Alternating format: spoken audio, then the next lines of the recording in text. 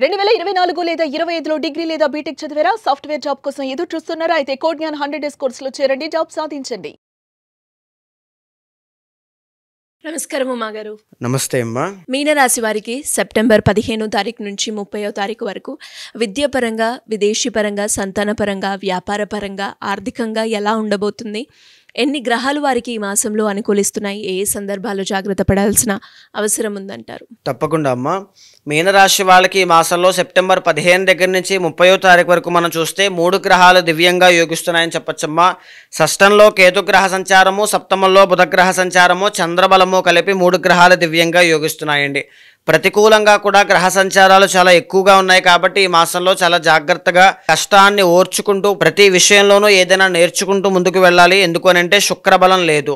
ఇప్పటి వరకు శుక్రుడు అనేటువంటి ఆయన కూడా మిమ్మల్ని కాపాడారు, కానీ ఇప్పుడు శుక్రబలం వీక్ అయింది కాబట్టి సినీ నాటక కళారంగాల్లో ఉన్నటువంటి వాళ్ళకి, నృత్య గీత వాద్యాది రంగాలు లలిత కళల్లో రాణించాలి అని కోరుకునేటువంటి వాళ్ళకి, జన ఆదరణ ఉంటేనే ముందుకు వెళ్తాము లేకపోతే లేదు అని అనుకున్నటువంటి వాళ్ళకి శుక్రబలం తగ్గుతోంది. శుక్రబలం తగ్గిన తర్వాత చాలా జాగ్రత్తగా వెళ్ళాలి. మ్యారిటల్ లైఫ్లో జాగ్రత్తగా నిర్ణయాలు తీసుకోవాలి. ప్రేమ వ్యవహారాల్లో జాగ్రత్త పడాలి. అష్టమంలో కుజగ్రహ సంచారము అనేటువంటిది కనబడుతోంది. దీని మూలకంగా కోర్టు సమస్యలు కానీ, రుణ బాధలు కానీ, కలహాలు కానీ, తగువులు కానీ ఏర్పడే అవకాశములు ఉంటాయి. జాగ్రత్త పడండి. మాట ద్వారా ఎలాంటి నిర్ణయాలు కూడా ఇన్స్టెంట్గా తీసుకోవద్దు, జాగ్రత్త పడాలి. 12వ స్థానంలో రాహుగ్రహ సంచారము అనేటువంటిది ప్రధానంగా ఎడిక్షన్స్ కానీ, అలవాట్లు కానీ ఉన్నటువంటి వాళ్ళకి ఆరోగ్య నష్టము అనేటువంటిది కనబడుతోంది. జూదము, బెట్టింగ్స్, ఏదైనా సరే మితిమీరి డబ్బులు ఖర్చు పెట్టడం కానీ అలవాటుగా ఉన్నటువంటి వాళ్ళైతే చాలా జాగ్రత్తగా ఉండండి. తర్వాత రూపాయి కూడా నిలబడదు, అన్నీ ఖర్చు అయిపోతాయి. ఈ సమయంలో ఇన్వెస్ట్మెంట్స్ పెట్టేటువంటి వాళ్ళు, ఈ సమయంలో కొత్తవన్నీ ప్రారంభించేటువంటి వాళ్ళు జాగ్రత్త పడాలి అని చెప్పొచ్చమ్మా. సప్తమంలో రవి బలము అనేటువంటిది లేదు, జాగ్రత్తగా ఉండాలి. పనులన్నీ కూడా స్తంభించే అవకాశాలు ఎక్కువగా ఉంటాయి. ఈ రోజు అనుకున్న పని 10 రోజుల తర్వాత, 10 రోజులు అనుకున్న పని నెల రోజుల తర్వాత అలా ముందుకు వెళ్ళే అవకాశం ఉంటుంది. సో నిర్లక్ష్యాన్ని వహించకుండా, కష్టానికి ఎక్కడా కూడా తగ్గకుండా జాగ్రత్తగా ముందుకు వెళ్ళండి. రాజకీయ నాయకులకైతే ఇంకా జాగ్రత్తగా ఉండాలి. మాట ద్వారా మాట్లాడి ఏదైనా అవమాన పాలయ్యేటువంటి అవకాశాలు ఉంటాయి. పదవీ యోగాలు కానీ, అభివృద్ధి కానీ రాజకీయ పరంగా ఇప్పుడు కనిపించడం లేదు. ఇంకా చెప్పాలి అంటే 6వ స్థానంలో కేతుగ్రహ సంచారం అనేటువంటిది వీళ్ళకి యోగిస్తోందండి. దీనివల్ల ఏం జరుగుతుంది అంటే నెగిటివిటీ ఏమున్నా సరే ఈ కేతుగ్రహం అనేటువంటి ఆయన స్పిరిచువల్గా తీసేసుకుంటారు. కేతు స్పిరిచువల్ ప్లానెట్ అండి. స్పిరిచువల్ ప్లానెట్ యోగిస్తున్నారంటే దాని అర్థం ఏంటి అంటే స్పిరిచువల్లీ మీరు గ్రో అవ్వాలి. మీనరాశి అంటేనే స్పిరిచువల్ జోడియాక్ సైన్ అండి. స్పిరిచువల్గా మీరు మంత్రసిద్ధి కానీ, ఇష్టదైవాన్ని, కులదైవాన్ని ఎక్కువగా ఆరాధన చేసినట్లయితే కేతు చాలా యాక్టివేట్ అవుతారు. అంటే మీకున్నటువంటి పాజిటివిటీ, మీకున్న బలం, ఆయుధాలన్నీ కూడా ఇంకా పెరుగుతాయన్నమాట. కేతుగ్రహ బలాన్ని ఇంకా పెంచుకోండి. బుధుడి యొక్క బలం చాలా బాగుంది. ఎవరైతే వ్యాపారం చేసేటువంటి వాళ్ళు ఉంటారో, కమ్యూనికేషన్ డిపార్ట్మెంట్, ఈ కామర్స్ కావచ్చు, ఎక్స్పోర్ట్స్ అండ్ ఇంపోర్ట్స్ కావచ్చు, లేకపోతే స్టాక్స్ కానీ, షేర్స్ కానీ, ట్రేడింగ్ కానీ చేసేటువంటి వాళ్ళకి ఆశాజనకంగా, అంటే అనుకున్న స్థాయిలో అనుకున్నట్టుగా ఏదో వచ్చింది అన్న పేరుకి ఖచ్చితంగా వస్తాయి. మనీ విషయంలో కూడా చాలా జాగ్రత్తగా ఉండాలండి. అంటే వచ్చిన డబ్బులు బ్లాక్ అయ్యే అవకాశాలు ఉంటాయి. వచ్చినట్టుగా వస్తాయి, మళ్ళీ బ్లాక్ అయిపోతాయి అన్నమాట. ఎందుకంటే ద్వితీయాధిపతి ధనకారకుడు అష్టమంలో యోగించడం లేదు. దీని మూలకంగా చాలా కేర్ఫుల్గా ఉండాలండి.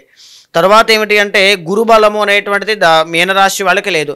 మీరు 40 రోజులు ఓపిక పట్టగలిగితే 40 రోజుల తర్వాత నుంచి గురుబలం మీకు పెరగబోతోంది. పెరిగిన తర్వాత ధన ఆదాయం విపరీతంగా పెరుగుతుంది. ఆర్థిక సమస్యలు తీరుతాయి. అనుకున్న రేంజ్లో మంచి నేమ్ అనేటువంటిది, ఫేమ్ అనేటువంటిది చాలా బాగుంటుంది అని చెప్పొచ్చమ్మా. ఇంకా చెప్పాలి అంటే విదేశీ యోగం కోసం ప్రయత్నం చేస్తున్న వాళ్ళైతే తప్పకుండా అనుకున్నవన్నీ సిద్ధిస్తాయండి. విదేశాలు వెళ్ళాలనుకుంటే వెళ్తారు, కానీ అక్కడ సుఖపడలేరు. జాబ్ రాదు, లేకపోతే కష్టపడాల్సిన అవసరం ఉంటుంది. డబ్బులు ఖర్చు అవ్వడం తప్ప డబ్బు రావడం చాలా కష్టం అవుతుంది. నేర్చుకుందాం అనుకుంటే ఎడ్యుకేషన్ విషయంలో ఆటంకాలు చాలా ఎక్కువ వస్తుంటాయి. ఈ మాసంలో ఎడ్యుకేషన్ విషయంలో, నాలెడ్జ్ గెయిన్ విషయంలో చాలా కేర్ఫుల్గా ముందుకు వెళ్ళాలండి, లేకపోతే నష్టపోయే అవకాశాలు ఎక్కువగా కనబడుతున్నాయి. సో భయపెట్టేటువంటిది ఏది కాదమ్మా, జాగ్రత్త పడడం కోసమే ఏదైనా చెబుతూ ఉన్నాను.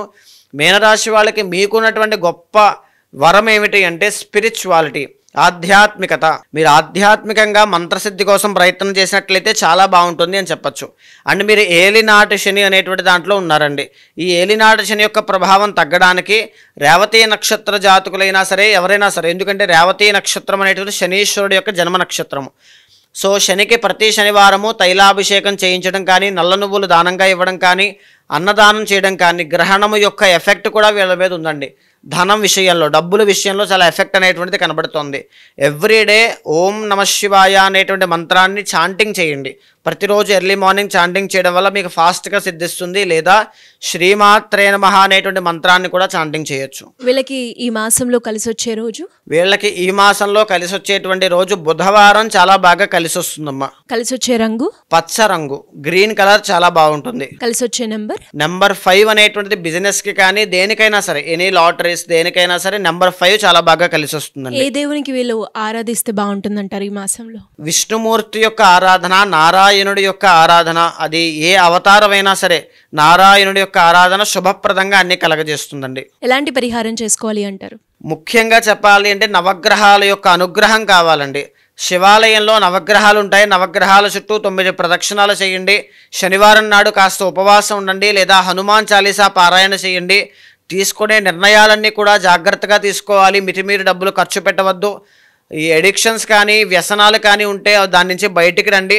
ఇలాంటి ప్రికాషన్స్ తీసుకోండి.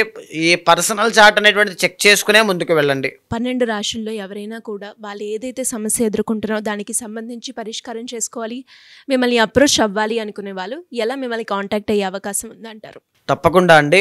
అలాంటి వాళ్ళు ఎవరైనా ఉంటే మీకు కింద కనిపించే నెంబర్కి కాల్ చేస్తే మా వాళ్ళు మీకు పూర్తి వివరాలు అందిస్తారు.